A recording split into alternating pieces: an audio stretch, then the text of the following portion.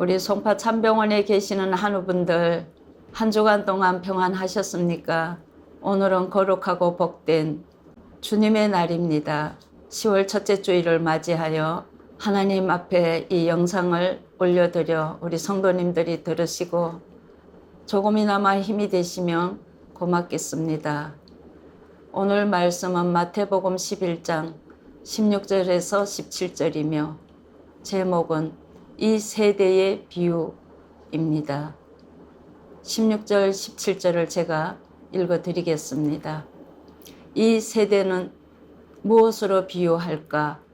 비유하건대 아이들이 장터에 앉아 제 동무들을 불러 이르되 우리가 너희를 향하여 피리를 불어도 너희가 춤추지 않고 우리가 슬피 울어도 너희가 가슴을 치지 아니하였다 한가 같도다 했습니다. 오늘 말씀은 복음을 받아들이지 않는 믿지 않는 사람들을 향하여 주님은 피리를 불어도 춤추지 아니하고 애곡을 해도 가슴을 치지 아니하는 것과 같다고 비유를 하였습니다. 세례 요한은 강야에서 회개를 외치며 그러나 이 같은 애곡에 가슴을 치는 무리들이 없었고 이 세대란 세례 요한과 예수님의 당대의 사람들이며 무엇으로 비교할까라고 하신 예수님의 말씀 속에는 심히 많은 안타까움의 심정이 있었습니다. 예수님은 인간을 향해 하나님의 계시를 가르쳐 그들을 진리를 깨달아 세상을 따르지 않고 하나님께 소망을 두게 하려는 것이 하나님의 뜻이었습니다. 피리와 춤은 결혼식을 뜻하고 좋은 날을 뜻하는 것입니다. 애곡과 가슴을 치는 것은 장례식을 각기 나타내 주는 내용들입니다. 세례 요한은 강야에서 외쳐도 또 예수님도 생명과 천국 소망을 주는 복음의 피리를 불어도 이 피리 소리에 춤추는 무리들이 없었습니다.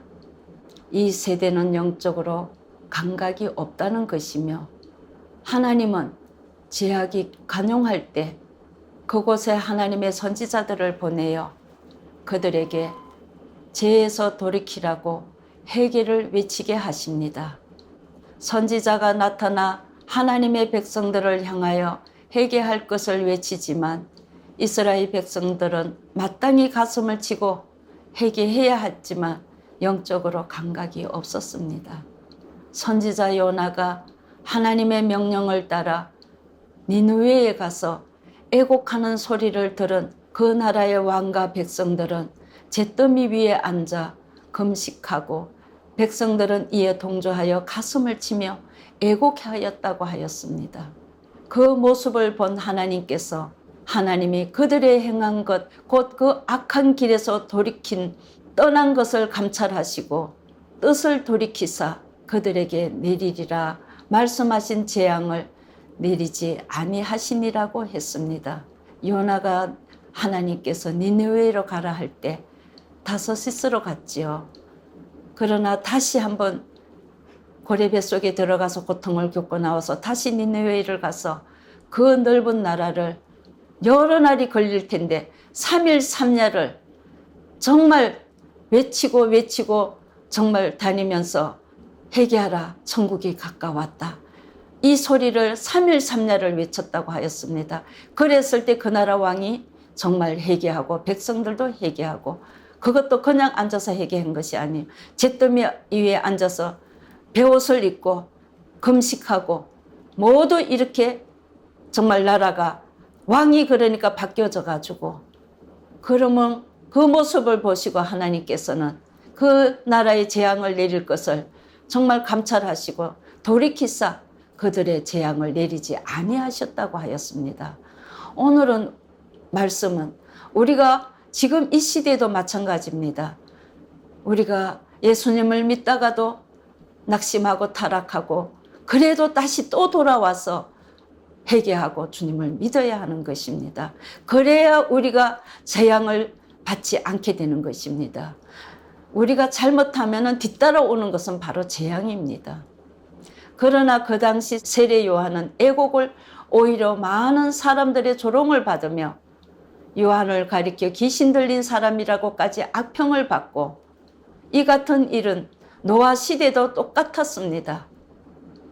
노아가 120년간 하나님의 심판을 외치며 회개하기를 외쳤지만 그들의 생활은 여전히 먹고 마시고 장가 들고 시집가고 육의 만족을 전념하면서 홍수가 나서 그들은 다 물속에 멸하기까지 깨닫지를 못하였다고 하였습니다. 이것을, 이 시대를 애곡을 해도 가슴을 치지 않는 세대라는 것입니다.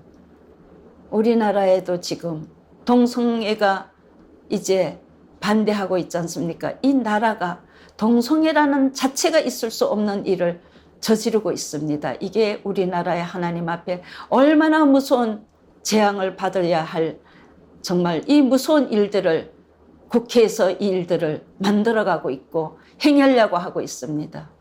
애곡이란 말은 장례집에서 가족을 잃어 슬픔에 부르짖는 소리이며, 누구든지 슬픈 일을 당한 장례집에서는 조문객들도 함께 그 슬픔을 함께 나누는 것입니다.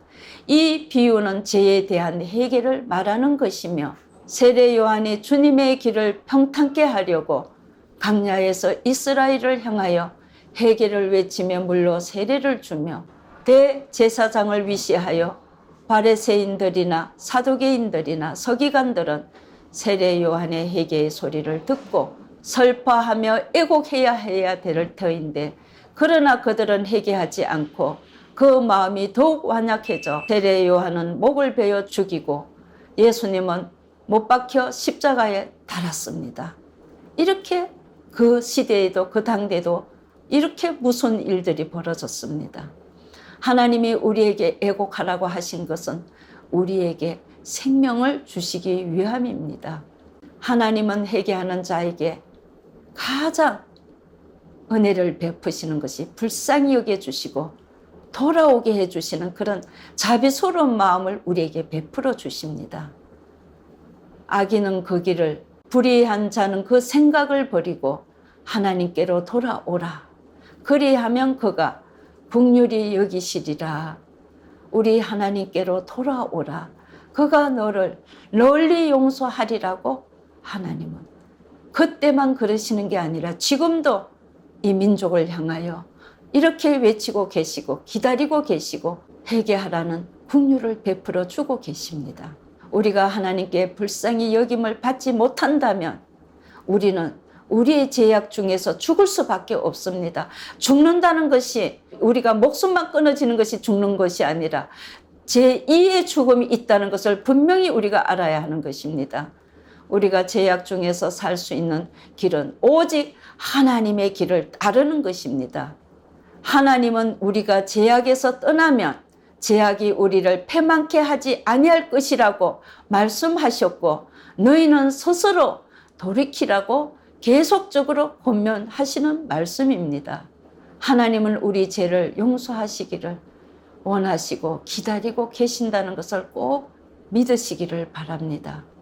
하나님이 우리의 죄를 용서할 수 있는 길은 회개뿐입니다. 잘못했다고 내 마음을, 정말 내 자존심을 낮추고 잘못했다고 고백하는 것이 바로 회개인 것입니다. 여호와께서 말씀하시되 오라, 우리가 서로 변론하자. 너희 죄가 주홍 같을지라도 눈과 같이 휘어질 것이요 진홍같이 붉을지라도 양털같이 되리라고, 이 귀한 하나님의 정말 사랑의 말씀을 우리는 믿고 회개하기를 간절히 소망합니다. 하나님의 회개를 권면하시는 것은 우리에게 하나님의 언약을, 축복을 내리시기 위하여, 하나님의 아브라함을 통하여 이 백성들에게 얼마나 어마어마한 축복을, 언약을 하지 않았습니까? 그 언약을 우리에게 주시려고, 생명을 주시려고, 삶의 축복을 주시려고 이렇게 하나님은 회개를 먼저 하라고 요구하시는 것입니다.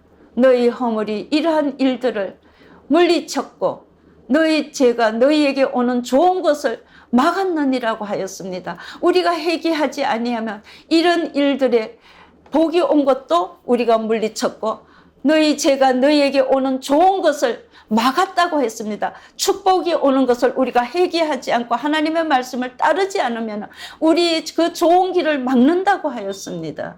그러면 왜 사람들은 애곡하는 선지자의 경종에도 불구하고 회개하기를 인색합니까?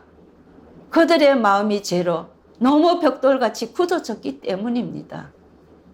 사람들은 그 심령의 완약함으로 회개하기를 원치 않는 것이며 마귀가 원치 않고 붙들고 있고 막고 있기 때문입니다.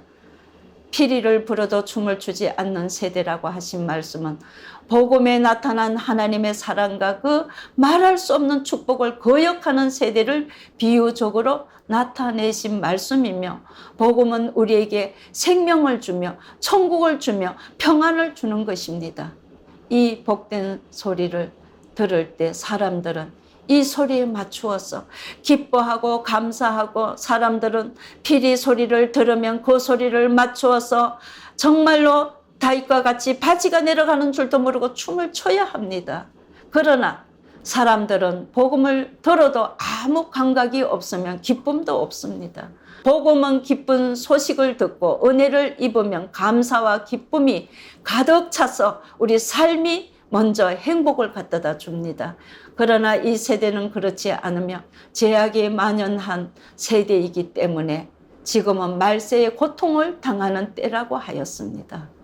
너희는 이 세대를 본받지 말고 오직 마음을 새롭게 함으로 변화를 받아 하나님의 선하시고 기뻐하시고 온전하신 뜻이 무엇인지 분별하도록 하라고 말씀하였습니다.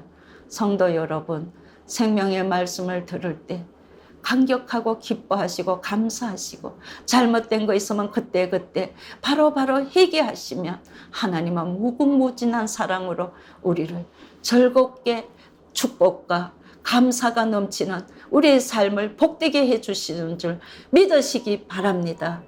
감사합니다.